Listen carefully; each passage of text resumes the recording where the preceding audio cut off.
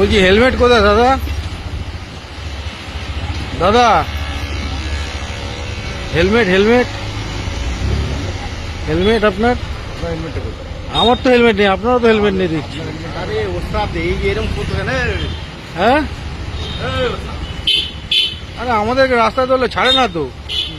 ছাড়ি না, এইটা কথা বললে সেদিনকে যাদবপুর থানায় ধরে ছাড়েনি, পলিউশনের কেস দিল আমাকে 1000 টাকা। হ্যাঁ,